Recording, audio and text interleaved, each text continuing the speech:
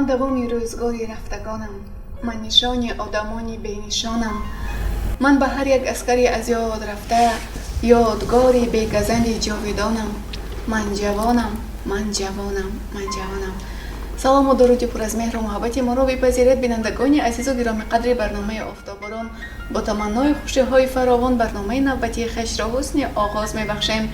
مهمانی امروزی برنامه ما دیرکتور خانه فرهنگ نزد کالج کشاورزی علاجه فرهنگ پرویز شاجبک هستند. خوش آمدید. سلام باشید. سلام باشید. استاد لایق در ادبیات معاصر تاجیک نقشی ماندگاری دارند و نوبسته از آن که برای قناعتمند گشتن جهان معنوی هر نفر اینچنین برای رشد فرهنگ نیز تاثیر خیلی بزرگی دارند. برای اینکه سرایندگان حافظان ما از اشعار استاد لایق خیلی فراوان استفاده میبرند. یگان حافظ یا سراینده از استادان از سرایندگان جوان هم نیستند که از آن استفاده نبرده باشند. نظر شما با این بابت چگونه است؟ شما چگونه میشناسید استاد لایق را؟ پیش از همه من با تمام کل کارمندان تلویزیون سیم یک منتداری خود را بیان میکنم تا که در برنامه شما حضور دارم. با تمام مردم تاجیکستان که ما و شما را این لحظات دیده استادم، پیش از همه تنی صحت، عمر دراز خواهانم. الهیم همیشه خوشبخت و خانه آباد باشند. و از استاد لایق شیرالی استادی هستند که ناتکرار شادروان. اکثریت سرایندگان مردم تاجیکستان با سرودهای استاد عزیز مشهور شدند و امروز تمام نوجوانان کتاب‌های بسیاری استاد عزیز میخوانیم. شخصا کمینه بنده از استاد سرودهای پرمضمون دارند، سرودهای مضمون بلند دارند که برای وطن عزیز تا عین حال خدمت کرده استادم و برای چندین سالها برای نورسان ما خدمت میکنم. سرودهایی که هستند از همه ناتکرار هم گویم خطا نمیکنیم. استاد لایق شیرالی با نزدیکی 4 ها شدن در وصف استاد عزیز. بسیار فخر تاجیکستان هستند، فخر تمام مردم تاجیک زبان هستند که ما با چنین استادان فخر میکنیم. دائم همیشه جاشون جنت باشن. خب نظر شما به اشعار استاد لایق از کی آغاز شد؟ مثلا کی آن ایده یا آن غایه‌ای که برای به آهنگ درآوردن اشعار استاد لایق در شما پیدا شد و با چندی از اشعار استاد لایق چندی از شعرها رو به آهنگ درآوردید؟ راستی من از همان خردسالی در کسب پدر بزرگوارم که در جاده صنعت بودند و ما همراه پدرم در چهاربینی‌های ناحیه ولایتی در چهاربینی‌های چندین برای مردم پیشکش میکردند. ما از خردسالی همین کسب رو ما انتخاب کردم و از خردسالی هم گویم خطا نمیکنم تا اون دمی که ما با کتابخوانی مشغول بودیم و سرودهای استادان تمام شاعران تاجیکستان شخصا که من حاضر همکاری دارم. باور کنید لایق شیرالی یک ناتکرار شاعری هستند که سرودهای پر مضمون اون کس تمام صنعتکارای بزرگوار ما، تمام استادان بزرگوار ما آهنگ بستند و آهنگهای سرودهای استاد بهترین هستند و ما هم با کتابخانه گویم سرودهای بسیاری دارن، همش پر مضمون هستند.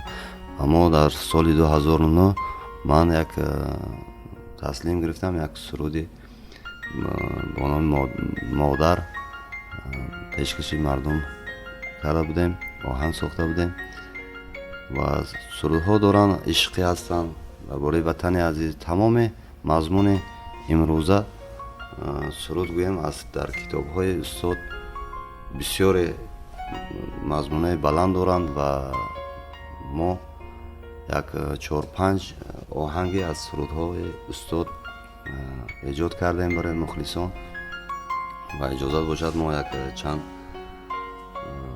سخنهای استاد پیشنهادی تماشا بینو میکردم. باشد. مرحمت. سرود از استاد لایق شیرعلی، نام مادر. قوتی من، مدار من، مادرم،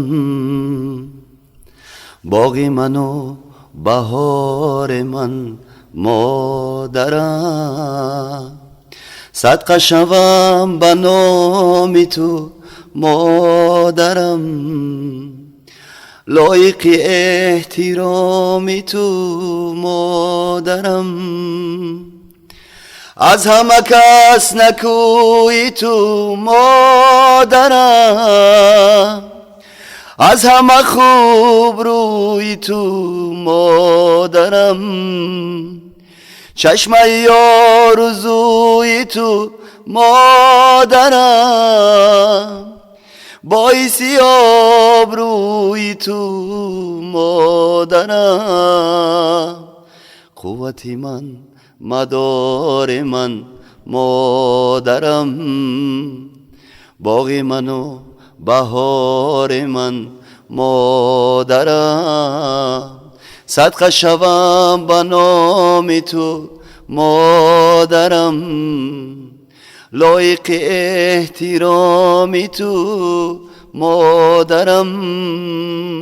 خب بیشتر همین موضوعهای مادر، عشق، جوانی مورد توجه حافظان قرار گرفته است. برای محبوبیت یافتن سرود یعنی معنای آن نیز نقشی باسزا دارد. یعنی که وقتی که بیننده گوش میکند معنای آن را درک میکند، شهرت آن زیادتر میگردد.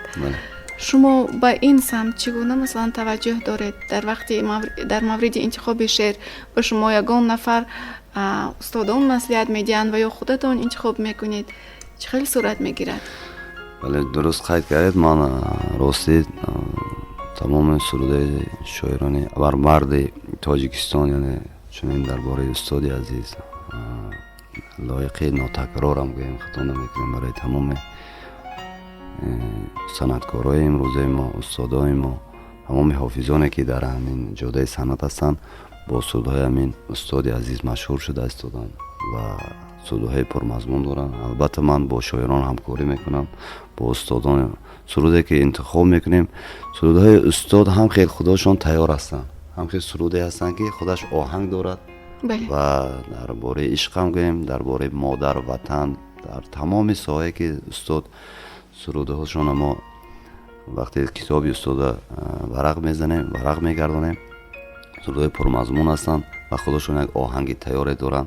تمام اون صنعتکاری در دل برای وطن عزیز، برای مادرای گرامی، یا که در وصف مادر باشد، در وصف جوانان، در و تمام وصف واسطه برای همین خطا نمیکنم، در تمام همین وصف استاد سرود دارند. در تمام جشنواره‌های امروزه ما تمام شخصا کمینه با شاعران یعنی استاد عزیز از شادروان چنین در آغاز گفتم صحبت آهنگ ایجاد کرده سرودهاشون با استادان. من در نظر استادای عزیز میگذارم که همین سرود هم خیلی آهنگ بستم توغری میگرد یا که جوابگوی همین صحبت نیست، لیکن استاد سرودهای دوران واسه خودش آهنگ برای اون نفره که شخصانی که حافظایی که امروزه ما هم که کتاب استاد برای گردونن خودش یک معجزه است که سرود خودش میگوید.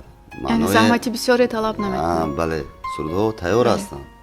استاد شادروان هم که قلم دستشونه هم که نویسنجوی کرده هستند که اون سرود همون حافظ خودش درک میکند که چی میگوید. همین سرود اشک میریزه در سرودهای پرمضمون استاد، بسیار معنای بلند دارند و ما در وقت آهنگ احتیاط میشویم، با استاد مصلحت میکنیم و اون ترانه‌ای که پیشنهاد میکنم من شخصا کمینه چندین روزها زحمت میکشیم که یک سروده باشد با همین متن استاد، اگر یعنی لایق شیرعلی شعر از استاد باشد، شعر از تمام استادان دیگر شاعران تاجیکستان باشد، مصلحت میپرسیم و از نظر میگذارونیم که همون آهنگ با سرود موافق باشد. بله. ҳозир аксарият сурудҳо ҳастанд. рости гап чандин сол ҳамин ҷодаи санъат ҳастем, дар хизмати мардум ҳастем. суруд бисёр чизи шоирон пешниҳоди мардум мекунанд. аз китобҳои худ мо варақ зада мехонем ва нозикое дорад ки ман бозам такрор шад, аз инои устод худаш тайёр аст, худаш гуфта истодааст чӣ аз бораи ватани азизамон, бораи тоҷикистони азизамон, бораи модарои азизамон, дар роҳи ишқ гӯед. бисёр сурудҳои ишқӣ доранд устод. бовар кунед, худаш тайёр аст. ҳаме захмат мекашед ва мо ҳаракат мекунем. офизон ки имрӯз ҳастанд, ман шахсан камина ҳаракат мекунам ки ҳамон сурудҳои устоди бузургвори мо дар ҳамон оҳанг мувофиқ бошад ва шунавандае ки моро гӯш мекунад дарк кунад. ҳам устод қалами устода ки сурудҳои устода ҳам оҳанг бо ҳамон суруд мувофиқ бошад ки шунаванда дар ҳамин чиз ҳаловат барад ва хоҳад ҳамин суруда яъне аз устод аст, аз шоир ёки аз тамоми шинохтаҳои шоирони шинохтаи имрӯзаи мо тоҷикистон бошад. албатта бо ҳамкории устодон, бо ҳамкории тамоми устодои азиз ҳамкорӣ дорем. пешниҳод мекунем, баъд суруда пешниҳоди мардум мекунем. ташаккур. воқеан шӯҳрати шеъри устод лоиқ ҷаҳонӣ аст ва на фақат барои ғановатманд гаштани адабиёти муосири тоҷик хидмати устод мондагор аст, балки шӯҳрати ҷаҳонӣ доранд. ва мехостам нақшаҳои шумо дар оянда чӣ гуна аст? таслим гирифтам, бовар кунед, наздики чорбиниҳои зиёде дар баъси шодравон лоиқи нотакрор барои тамоми кулли Тоҷикистон пешниҳод шуд ва ман якчанд сурудҳои устода дар дил нақша гирифта ҳастам. бо худ нақша гирифтам ки сурудҳои пурмазмуни устода барои мухлисони азизамон, барои тамошобинони азизамон пешниҳод кунем, то ки дарк кунанд на ин ки дар тоҷикистони азиз, аз тоҷикистон чӣ мегӯд берун моро шинохта бошанд. устоди азиза дар тоҷикистон дар тамоми ҷо мешиносанд. устод лоиқ шеърра ва тамоми санъаткорои мо, агар хато накунам, хато намекунам гӯям, бо сурудҳои устод машҳур шуданд ва сурудҳои пурмазмуни устоди азиз ва морам таслим гирифтем. дар оянда дар албомҳои наве ки 2022 барои пешкаши тамоми тамошобинон мегардонем ва барои тамоми мардуми тоҷикистон сурудҳои устода пешниҳод мекунем. якчанд сурудҳошона ман рости гап дар дил гирифтам ва эҷод карда истодам барои мухлисонам, барои тамоми мардуми тоҷикистон пешниҳод карда бошам.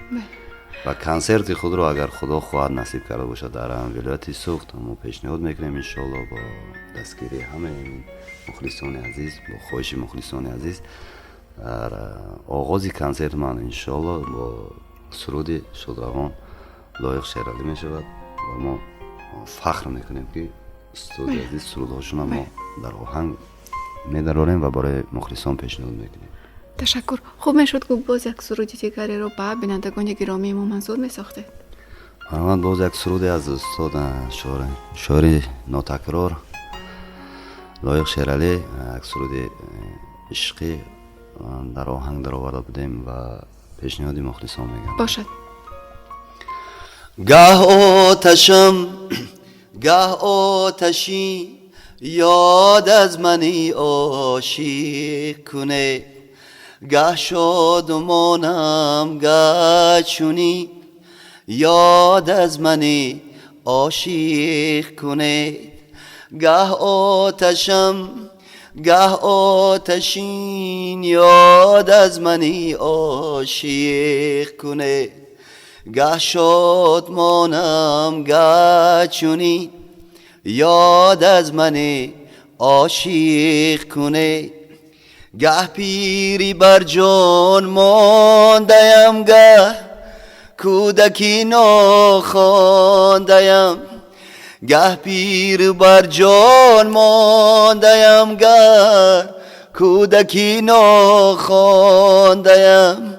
گاه چونانم گر چونی یاد از منی عاشق کنید گاه چونانم گه چونی یاد از منی عاشق کنید گه آتشم گه آتشین یاد از منی عاشق کنید گه شادمانم گه چونی یاد از منی عاشق کنید کیهانی بالا دیگرو کیهانی دلها دیگر است کیهانی بالا دیگرو کیهانی دلها دیگر است کیهان آوردم در زمین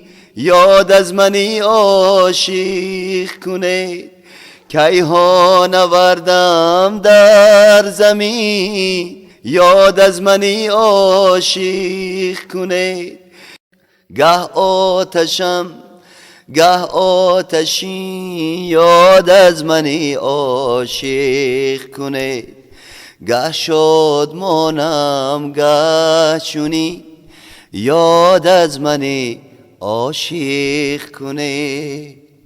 تشکر زیاد، آوازتان خسته نباشد و در آینده برای ایجاد سرودهای نو، برای با آهنگ در آوردن سرودهای نو از اشعار استاد لایق به شما بردباری ها خواهان هستیم. اطمینان دارم که شعری که از استاد لایق به آهنگ می درآید در بین پیر و جوان شهرت یار خواهد گشت. بله. خوش آمدید به برنامه آفتاباران.